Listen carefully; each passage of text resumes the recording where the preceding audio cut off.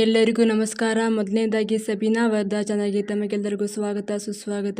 ಇವತ್ತಿನ ಒಂದು ವಿಡಿಯೋನ ಸ್ಟಾರ್ಟ್ ಮಾಡುವ ಮುನ್ನ ಯಾರೆಲ್ಲ ನನ್ನ ಚಾನಲ್ನ ಹೊಸದಾಗಿ ನೋಡ್ತಿದ್ದೀರಾ ಅವರು ಈ ವಿಡಿಯೋನ ಸಂಪೂರ್ಣವಾಗಿ ನೋಡಿ. ಮಾಹಿತಿ ಇಷ್ಟ ಆದಲ್ಲಿ ಸಬ್ಸ್ಕ್ರೈಬ್ ಆಗೋದನ್ನು ಮರಿಬೇಡಿ ಅಂತ ವಿನಂತಿ ಮಾಡ್ತಾ ಇವತ್ತಿನ ಒಂದು ವಿಡಿಯೋನ ಸ್ಟಾರ್ಟ್ ಮಾಡೋಣ. ಇವತ್ತಿನ ಒಂದು ವಿಡಿಯೋ ಏನಪ್ಪ ಅಂದರೆ, ರಾಜ್ಯ ಸರ್ಕಾರದ 5ನೇ ಗ್ಯಾರಂಟಿಯಾದ ಯುವ ನಿಧಿ ಯೋಜನೆ ಬಗ್ಗೆ ಒಂದು ಅಪ್ಡೇಟ್ ಸಿಕ್ಕಿದೆ. ಅದೇನಪ್ಪ ಅಂದರೆ, 2022-23ನೇ ಸಾಲಿನಲ್ಲಿ ಓದಿ 2023ರಲ್ಲಿ ಪಾಸಾದ ಡಿಗ್ರಿ ಮತ್ತು ಡಿಪ್ಲೊಮಾ ವಿದ್ಯಾರ್ಥಿಗಳು ಪಾಸಾಗಿ 180 ದಿನಗಳು ಪೂರೈಸಿದ್ರು ಅವರಿಗೆ ಯಾವ ಒಂದು ಕೆಲಸ ಸಿಗಲಿಲ್ಲ ಅಂದರೆ ಅಂಥವ್ರು ಮಾತ್ರ ಈ ಒಂದು ಯೋಜನೆಗೆ ಅರ್ಹರು.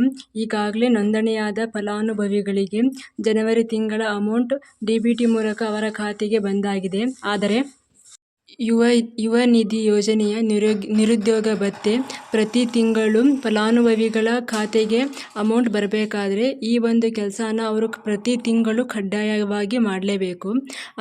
ಅದೇನಪ್ಪ ಅಂದರೆ, ಯುವ ನಿಧಿ ಯೋಜನೆಯ ಫಲಾನುಭವಿಗಳು ಪ್ರತಿ ತಿಂಗಳು ತನಗೆ ಉದ್ಯೋಗ ಸಿಕ್ಕಿಲ್ಲವೆಂದು, ತಾನು ನಿರುದ್ಯೋಗಿ ಎಂದು, ಮತ್ತು ತಾನು ಸ್ವಯಂ ಉದ್ಯೋಗವನ್ನು ಮಾಡುತ್ತಿಲ್ಲ ಮತ್ತು ಉನ್ನತ ವ್ಯಾಸಂಗವನ್ನು ಮಾಡುತ್ತಿಲ್ಲ ಎಂದು ಸ್ವಯಂ ಘೋಷಣಾ ಪತ್ರವನ್ನು ಸೇವಾ ಸಿಂಧು ಪೋರ್ಟಲ್ನಲ್ಲಿ ಇಲ್ಲ ಅಂದರೆ ತಾವು ಅರ್ಜಿ ಹಾಕಿದ ಸೇವಾ ಕೇಂದ್ರಗಳಿಗೆ ಹೋಗಿ ಸ್ವಯಂ ಘೋಷಣಾ ಪತ್ರವನ್ನು ಅವರಿಗೆ ಕೊಟ್ಟರೆ ಅವರೇ ಸೇವಾ ಸಿಂಧು ಪೋರ್ಟಲ್ನಲ್ಲಿ ಅರ್ಜಿ ಹಾಕ್ತಾರೆ.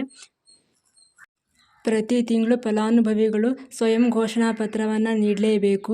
ಮತ್ತು ಈ ತಿಂಗಳಲ್ಲಿ ಫೆಬ್ರವರಿ 29 ಮಾತ್ರ ಲಾಸ್ಟ್ ಡೇಟ್ ಆಗಿದೆ. ಈ ತಿಂಗಳ ಸ್ವಯಂ ಘೋಷಣಾ ಪತ್ರವನ್ನು ನೀಡಲಿಕ್ಕೆ ಯಾರೆಲ್ಲ ಇನ್ನೂ ಸ್ವಯಂ ಘೋಷಣಾ ಪತ್ರವನ್ನು ನೀಡಿಲ್ಲ ಅವರು ಬೇಗ ಹೋಗಿ ತಾವು ಅರ್ಜಿ ಹಾಕಿದ ಸೇವಾ ಕೇಂದ್ರಗಳಿಗೆ ಹೋಗಿ ಸ್ವಯಂ ಘೋಷಣಾ ಪತ್ರವನ್ನು ಕೊಟ್ಟರೆ ಅವರೇ ಸೇವಾ ಸಿಂಧು ಪೋರ್ಟಲಲ್ಲಿ ಅರ್ಜಿ ಹಾಕ್ತಾರೆ.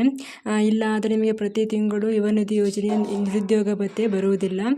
ಮತ್ತು ಈ ಒಂದು ಮಾಹಿತಿ ತಮಗೆ ಇಷ್ಟವಾದಲ್ಲಿ ಒಂದು ಸಬ್ಸ್ಕ್ರೈಬ್ ಆಗೋದನ್ನು ಮರಿಬೇಡಿ. ಅಲ್ಲಿವರೆಗೂ ಎಲ್ಲರಿಗೂ ತುಂಬ ಹೃದಯದ ಧನ್ಯವಾದಗಳು.